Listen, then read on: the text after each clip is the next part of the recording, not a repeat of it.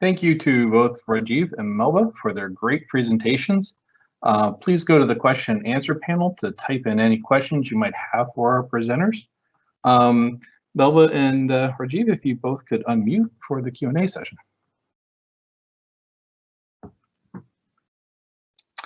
Outstanding. So we did have a bunch of questions that came in during the presentations. Many of them are really, I think, for both of you. First one is, do you think we will be able to maintain the balance between the exploration and the environmental impact concerns, as well as justice to communities that get displaced as a result of exploration and mining?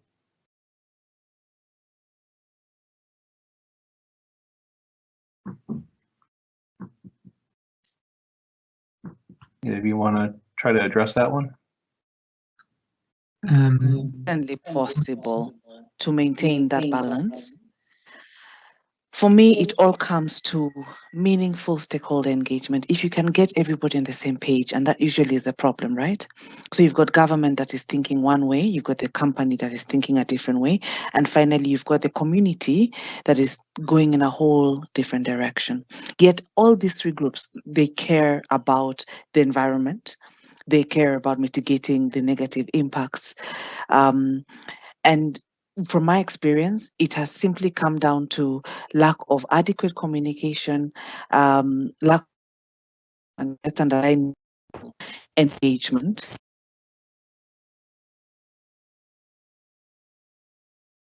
Will get us that, will get us there, what we need. Very good. Rajiv, did you have any comments on that by chance? I mean, not much to add on what Melba said, other than, you know, I mean, maybe repeating a bit from my presentation, but yeah, you know, we speak about communities in a very singular way, and they are diverse from location to location and also within. And at least, you know, I'm speaking more from a Latin American perspective, and it's very clear to see in a lot of Latin American communities, if not most of them, that, you know, you've got very different positions within communities, and you've got, you know, positions who are not interested in stakeholder engagement actually, and they just want to continue life without extractives in their backyard or in their territory, and you've got those who are willing to engage and curious and especially interested in employment benefits, and they're willing to listen to discourse around mitigation, you know, environmental mitigation. And so it's really difficult to answer the question around, is it possible to create that balance? It is possible, and it's been shown, I guess, in certain cases, but it's also very possible not to have the balance. And if I had to guess, and I would imagine going ahead, we'll probably continue more or less with this sort of pattern of mining projects where the balance, there's an imbalance, and there's maybe a few where the balance is better. So I think, you know, building on that, what should a private entity do to respond when, you know, a proposed project pits the interest of that local community against that of the host government? How do they make that call on how to balance those interests, also relative to maybe their overall national or global interests, you know, related to their business as well? Rajiv, feel free. Yeah, thanks. I mean, yeah, there I would maybe draw from what Melba was saying about engagement and listening and dialogue, and I think an astute and clever mining company would really listen well and pay attention to what they're hearing, and you know, for example, if they're hearing from the local community and they're seeing huge amounts of opposition and resistance, but at the same time the national government is pushing forward and sending in a lot of security forces as well to protect the mining company. Yet you know, and then at the corporate level, you've got a very good, well-meaning human rights and sustainability policy. As I showed in my presentation, it seems like we're moving on to a new chapter now, where some of the leading mining companies and the example I used just is a random one of Anglo-American saying, look, at least in the Amazon, if there's opposition, then we won't force it through. I think perhaps companies would have forced through trying to obtain a social license to operate one way or another. But I think now the way the world has really changed. Companies don't want to be in the limelight for coercing or sort of pushing through a social license to operate where there's just so much resistance. Yeah, that's all I'll say about that. Yeah, I'd add one of the things that I found to be very effective for private companies is looking for a stakeholder that community, local community, would trust. If you look at the balance of power, so the host government comes in very strong, and it might be very clear once this project to go ahead, but the local community could be a bit hostile. So a private, the investor who might feel they're caught in between might look for a trusted stakeholder by the local community. It could be an NGO, it could be the local administration, and then work with them to create awareness about the project. Let information about the project come from a trusted source, because the source that ideally should have been trusted, which is host government, is out of the picture. And as an investor, you're not trusted automatically. It comes with time, right? So that's the only thing I would add in addition to what Rajiv has said. So who can act as a legitimate mediator between communities and companies in negotiations around consent? Is this a role for the government, or are there other organizations that would be more ideally placed for this? In our experiences, we found that NGOs have been very instrumental in this role, and we've also found the government to play a very key role. On the ground or in the local communities, once the government speaks, especially the national government speaks, people tend to trust their word far more than they would that of an investor. At the same time, they like to go double check with the NGOs to make sure that everybody's speaking from the same script, so to speak. So we found a solution for us, if I may speak as Base Titanium, is that we created or were part of what is known as a mining alliance. And this mining alliance has put together the investor, the government authorities, both at local level and at national level, and NGOs. And those NGOs represent community interests. And through this mechanism, we have been able to solve quite a bit of issues when they arise, and government has its role as a mediator, but so do NGOs. From my side, I would probably come back again about the importance and the role of context. So, it varies from territory to territory, community to community, and again, speaking more from a Latin American perspective, thinking about a community perhaps where there's interest in the mining project, yet there's a lot of skepticism and a desire to negotiate. I think there what's worked well is what they call in Spanish a dialogue table, or a sort of creating a dialogue committee that's very multi-stakeholder, probably quite similar to what Melba was alluding to, and so you've got certain members of civil society there, you've got academics maybe present, you've got of course a mining company government and people from the community, most importantly, to really discuss what they can do. And I think Rio Tinto's did something about this, and it often gets showcased in Tintaya in Peru. But at the same time, there's an awful lot of context where, at least in Latin America, it's very politicized, and ideology plays a part, and and the whole discourse around extractivism, anti-extractivism is has taken ground, and there's a strong element of people fighting for the rights of nature, and these sorts of discourses are not compatible with sustainable mining, and no matter how sustainable you want to make it for these perspectives. So therefore, what I'm alluding to is that mediation just isn't able to play a role there. And in Latin America, they've made so many efforts and initiatives from universities, and the church especially plays a role in this area to try to mediate and find consensus and some kind of compromise.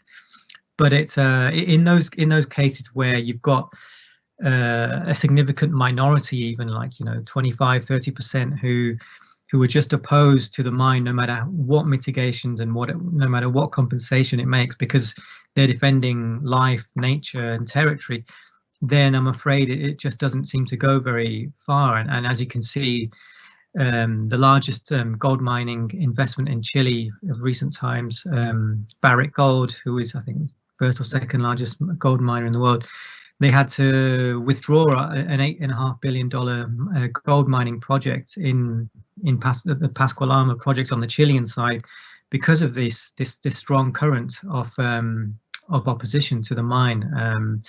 Eventually the legal reasons were more around environmental management, but mining companies operating in Latin America will be very familiar with, I guess, what I'm trying to explain here. So this one is directed to you, Rajiv. You talk about companies where their policy and their practice end up maybe diverging, and what is it really required within a company to make sure that they truly understand and maintain the respectful relations, and that to keep that practice and that policy much more tightly aligned?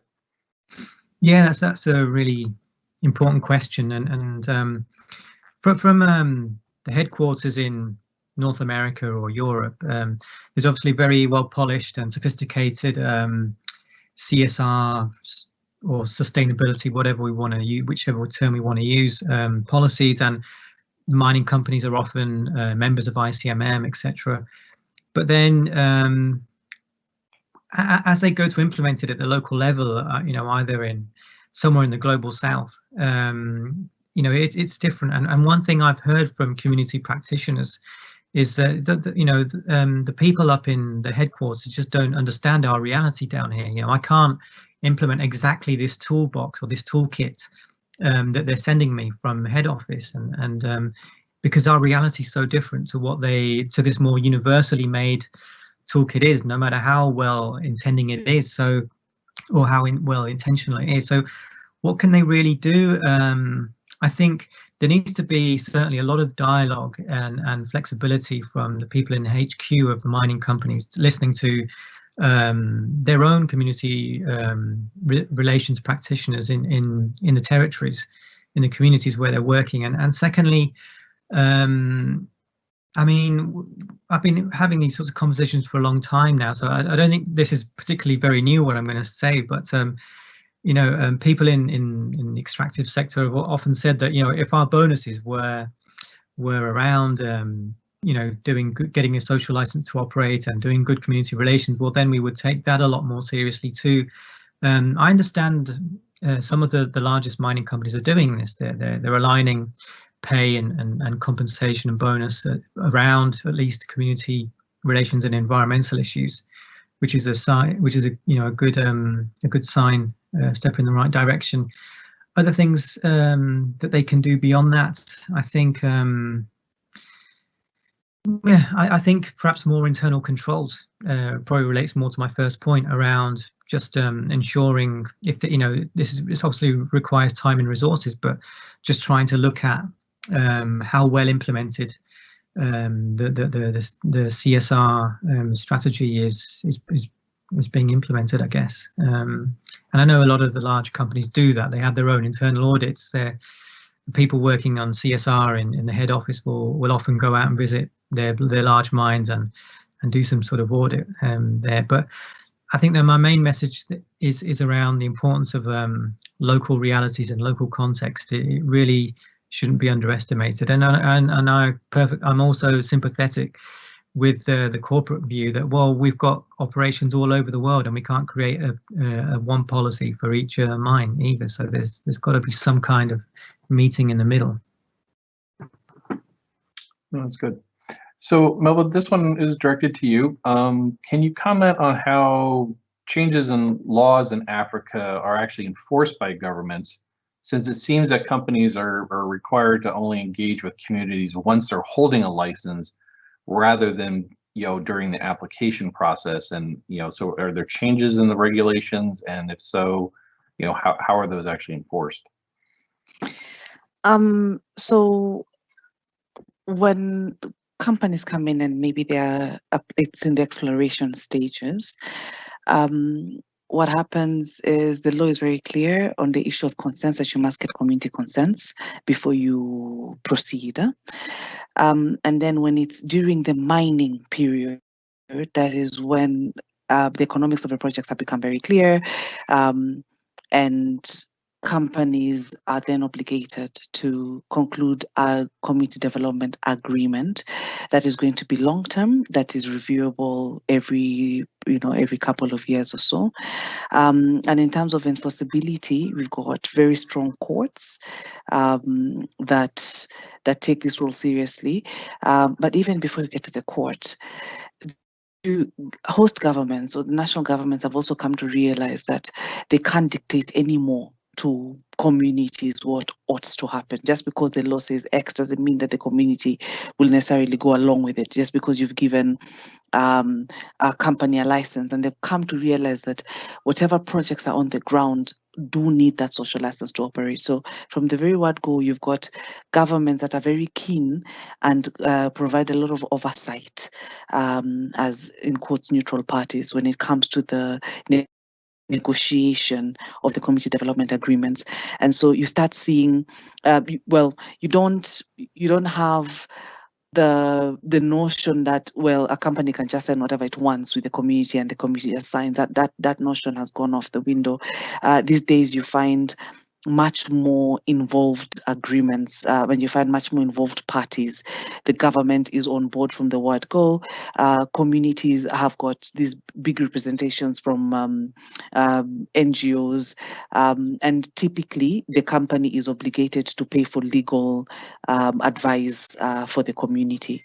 So the issue of enforcement that comes, maybe if there's an issue that arises in the implementation of the CDAs, that gets looked at closely by the courts. But so far, in the community development agreements that I've seen that there's actually a seriousness in the implementation from the company's perspective, because I did mention it's a legal obligation, and typically investors don't want to be caught on the wrong side of any legal obligations. Okay. There's a real difference between the impacts of exploration and production. Can either of you comment on best practices for exploration where many junior exploration companies operate and most likely do not have a huge financial capacity?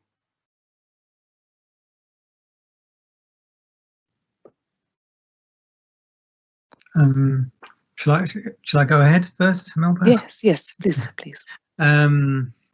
Okay, so I think it's safe to say that there tend to be fewer issues for operations when they are in production as opposed to exploration.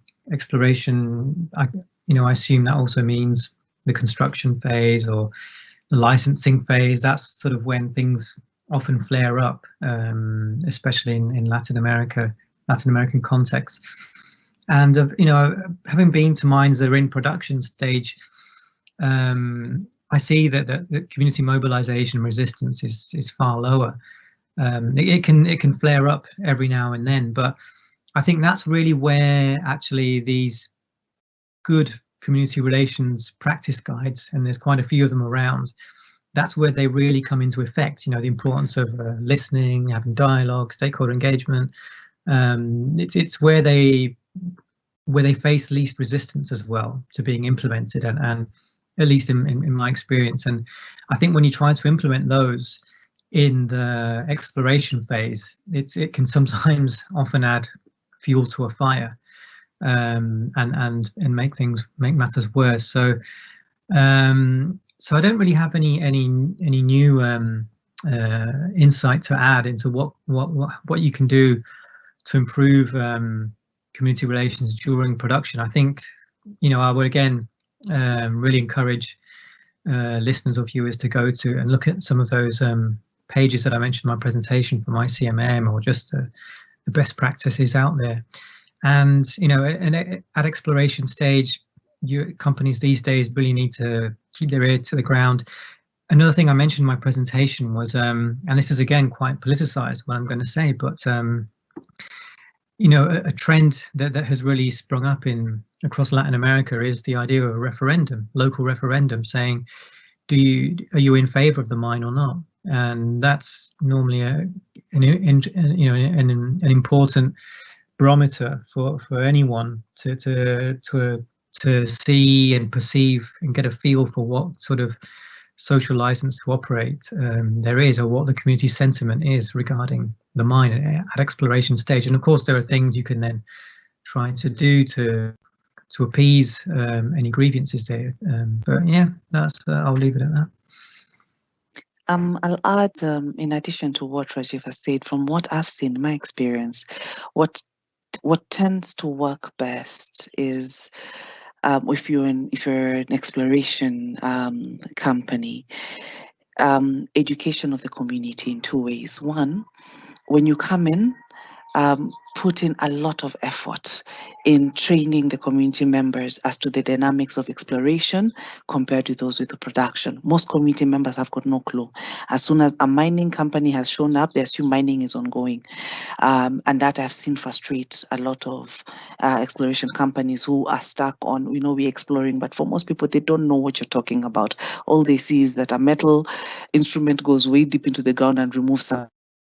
They don't know about samples, and they don't know what happens to that sample afterwards. So investing a lot of time and resources in the training of the surrounding communities about exploration and expectations afterwards. What happens if you strike gold, for instance, and what happens if you don't, goes a really long way.